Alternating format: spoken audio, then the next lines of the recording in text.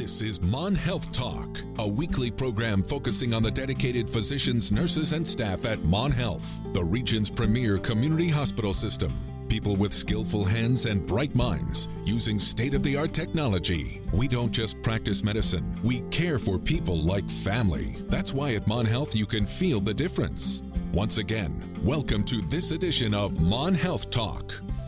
Good morning. Welcome into the program. This morning, I'm Dave Wilson. Our guest today is Christopher Edwards, Mon Health Marion Neighborhood Hospital, Emergency Service Director, Mon Health System Emergency Department Medical Director, Mon Health Medical Director. That's a big business card. Good morning, Chris. Good morning. How are you doing, Dave? I'm doing well. Thanks for taking a few minutes with us this morning. We'll be talking about emergencies and the heart. February, of course, is Heart Month. And before we dive into the subject, I know you've been on with us a couple of times before, Chris, but just remind people of your background, where you come from, where you went to school, how you ended up with Mon Health. Yeah, absolutely, Dave. It has been a while since we've been on.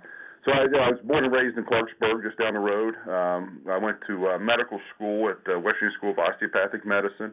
I did my emergency medicine residency both through Cuyahoga Falls General Hospital in Cuyahoga Falls, Ohio, along with South Point Hospital in Cleveland, Ohio.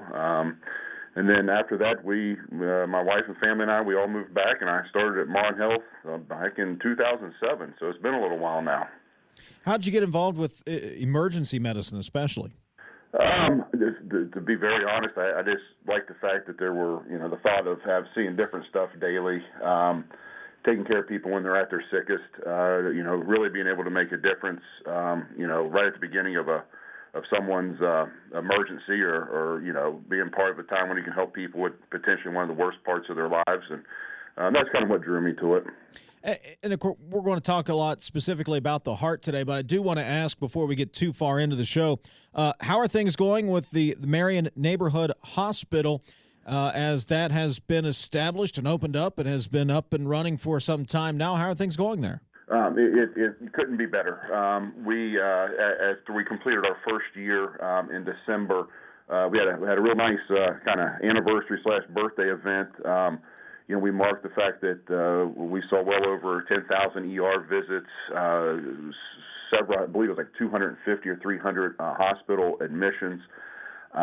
We also, thing we noted is that we actually transferred more folks up to Mon Health than any other outside facility, and that kind of sounds silly, but it's very important because the whole purpose of us being there was to give people access to emergent care a lot sooner than having to make long drives up and down I-79, and that's really allowed us to really complete our mission of us being there. So like I said, it couldn't be better. Talking to Christopher Edwards this morning, Mon Health Marion Neighborhood Hospital, Emergency Services Director, Mon Health System, Emergency Department Medical Director, Mon Health Medical Director. Like I said, a lot to fit on a business card. Yeah, they keep on adding stuff to it. That's right, and there's nothing wrong with that. As I did mention, February is Heart Month, and hard to believe we're at the end of February here. But I wanted to ask about, I think I'm getting the acronym right, a STEMI, heart attack, STEMI. Is that STEMI, heart attack? That is correct. It stands for ST elevation myocardial infarction. So that is it. That is a specific type of heart attack that we see and need to treat fairly emergently. In basic terms, when we look at someone's EKG, there's a segment there called the ST segment that elevates can be pretty high on there. That allows us to know that someone is actively having a heart attack and they need definitive care right now. So how does this specific type of heart attack differ from, I guess, your average run-of-the-mill heart attack? All heart attacks cause damage to the heart, and they're all very important to recognize and get treated as soon as possible. The difference in a STEMI and what we call a non-STEMI, where we don't see that elevation, is the fact that in a STEMI we know there's an acute blockage of one of the vessels of the heart happening in real time. It's right now when the patient is having that. And so the treatment is to get them to the cardiac catheterization lab and to our cardiologist as fast as possible. The standard is to get them from the time they present to the emergency room to the cath lab and to get the vessel worked on within 90 minutes. And, we obviously monitor that very closely, and we consistently stay well under 60 minutes here at our facility. All heart attacks would be urgent, especially if you're having one, obviously. But it sounds like this is a much is it fair to say this is a more urgent matter? Like there needs to be procedures done immediately to treat this type of heart attack? Yes, that is correct. And the reason is that whenever we stop blood flow to any muscle, obviously, specifically the heart and brain are the two most important for us. You kill off tissue essentially. You're not getting oxygen to that tissue, and without oxygen, unfortunately, that tissue starts to die off. Unfortunately, with the non-ST elevation, that someone's had a heart attack and they come in, and that happened prior to their presentation to the emergency room or calling 911 for that matter. And they still need certain medications. They need to go to the cath lab. But the acute phase has already occurred. In the STEMI, you are seeing the acute phase right then. So you really have a chance to go in and open those vessels up to allow blood flow to resume to the heart muscle to preserve as much heart function as humanly possible.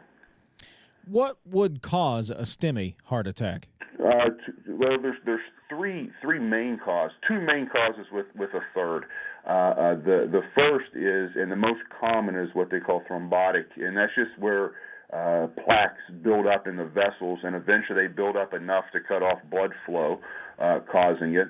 The second is a piece of a plaque dislodges from somewhere and then acutely kind of dams up the vessel and blocks it off. That would be called embolic. And the third that can happen is that you can actually get severe spasm of the coronary vessels, of the blood vessels of the heart, that can mimic this and can cause damage. And there's actually no real significant blockage, but the vessels will spasm so much that it can cause the ST elevation and actually cause some damage potentially.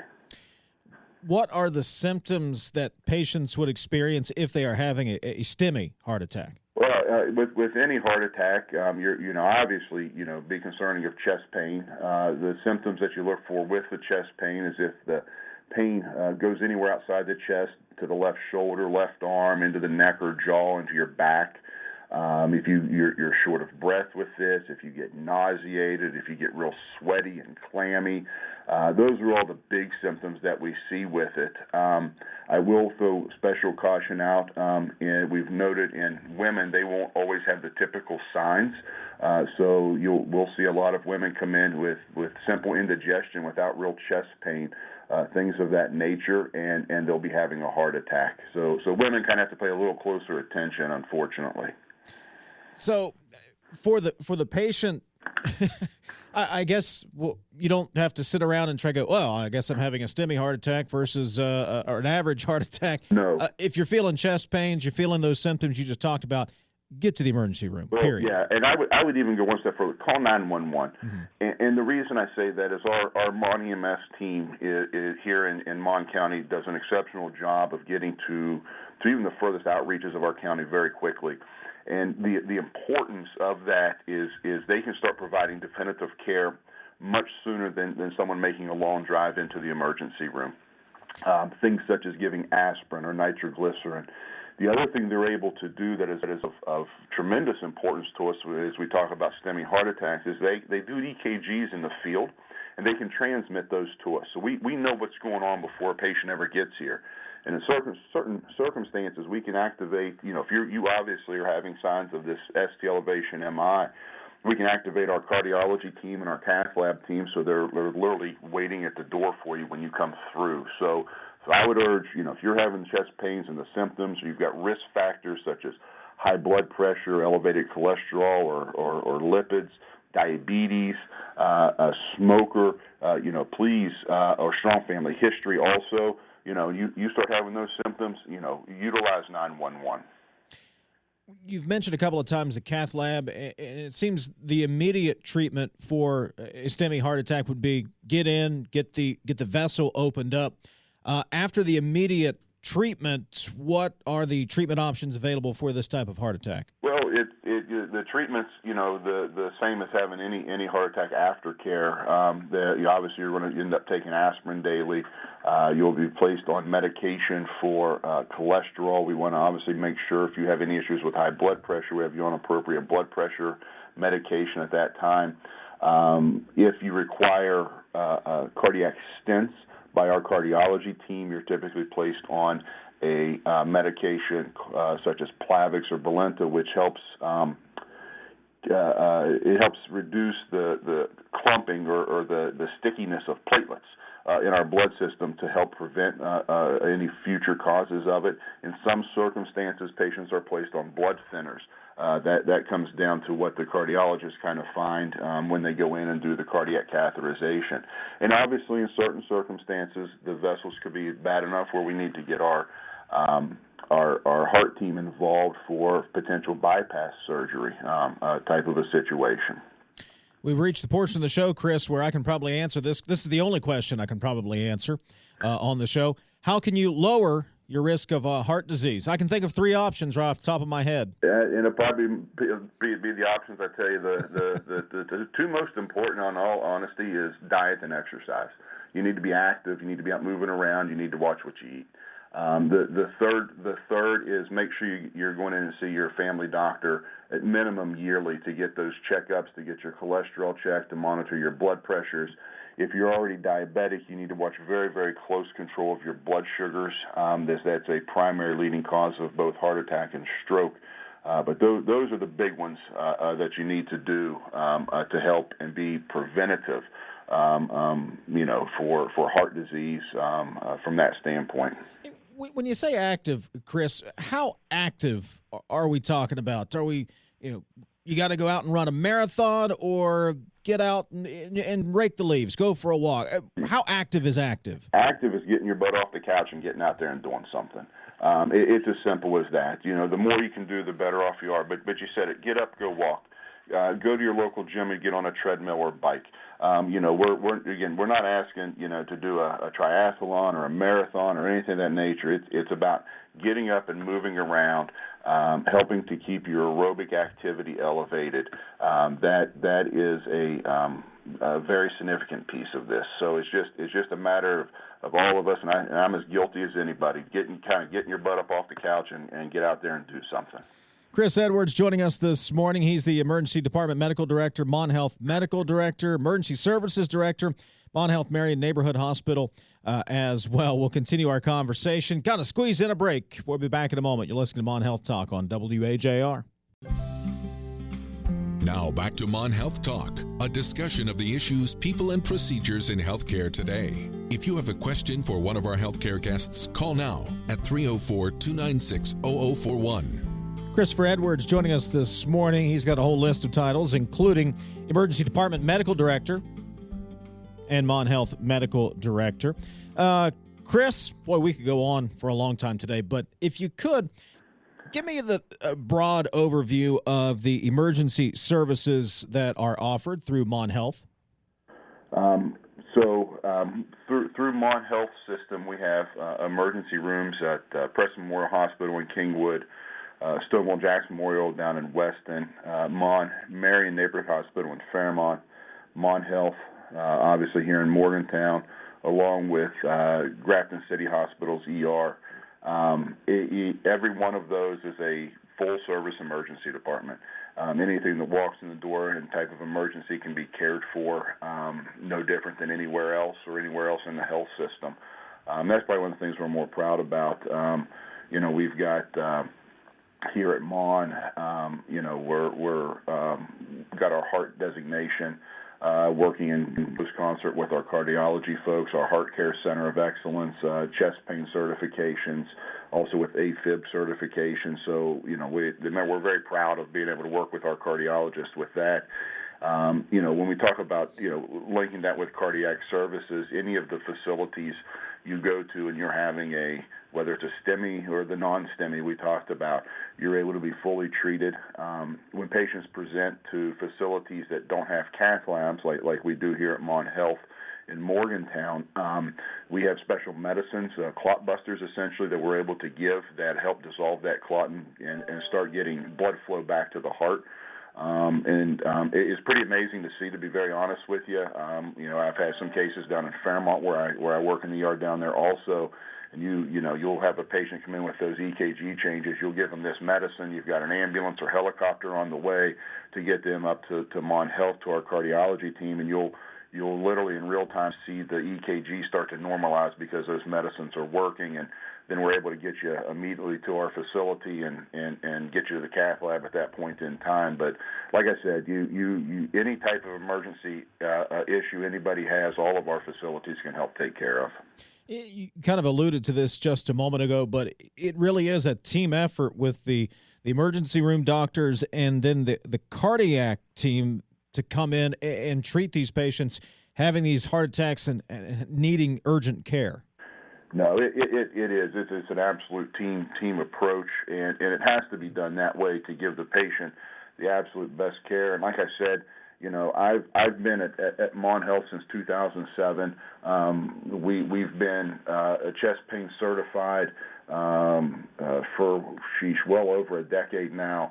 And essentially, with our chest pain center, what that means is that the American College of Cardiology comes in and looks at our program and looks at the care we're providing and how quickly we're able to get folks to the cath lab and the after treatment and the quality we provide, and they have certain criteria obviously that need to be met, and how quickly we're able to do EKGs, getting them done within 10 minutes of a patient walking through the doors, getting them to the cath lab, and getting the cardiac catheterization team getting there and getting definitive treatment within 90 minutes. And like I said, we consistently stay well under 60 minutes for those markers. And like I said, we've had that continually.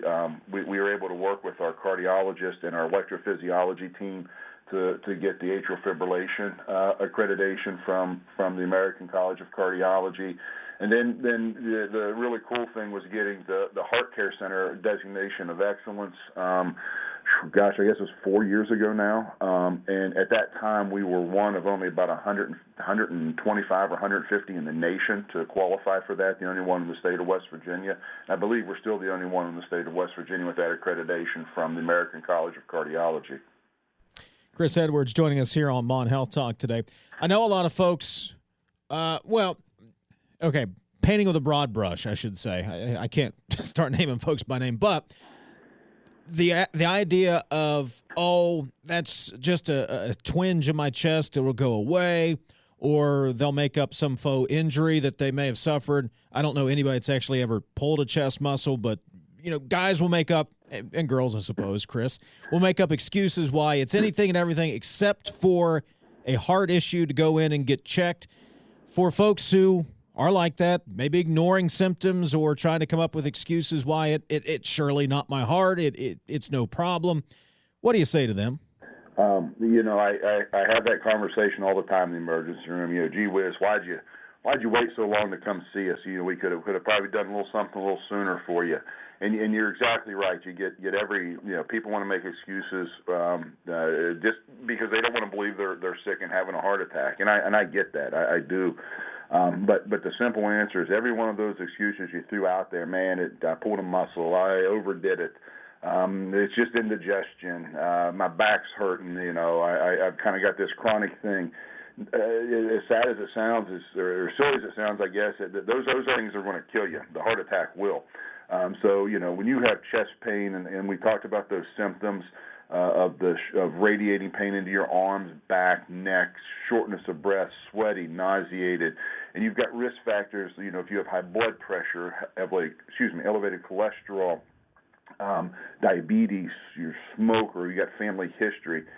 In these circumstances, it's much better to be safer than sorry. Get in, get checked out. At the end of the day, you find out that everything looks good with your heart, and you can look for the other causes at that point in time. And then the flip side of that, you come in and we do find something's going on. We can get you taken care of a lot sooner than later, and that's very important in preserving heart function. Because as we talked about a little earlier in the show, when we're reducing blood flow to our heart muscle, it starts dying off, and you can't get that back. Once that happens, it doesn't come back. You lose heart function, and it causes, major issues down the road for you. Chris, time has flown by on us this morning. Where can people go to get more information about the services provided, or even get real-time updates, wait times for the emergency room with Mon Health? Yeah, no, absolutely. MonHealth.com, very simple. You'll see all of our wait times and all of our emergency rooms in the health system, and where you can go get care. And we're very proud of the fact that we get people in and out, and seen very quickly. And specifically for our heart program, it's MonHealth.com /heart, and you can just simply Google Mon Health Heart, and it'll take you right there to our wonderful providers. Christopher Edwards, our guest this morning. Chris, I appreciate it very much. Good talking to you again. Don't wait so long next time. You too, Dave. It was good chatting with you. We'll get together soon. Absolutely. Christopher Edwards, again, Mon Health Marion Neighborhood Hospital Emergency Services Director, Emergency Department Medical Director, Mon Health Medical Director.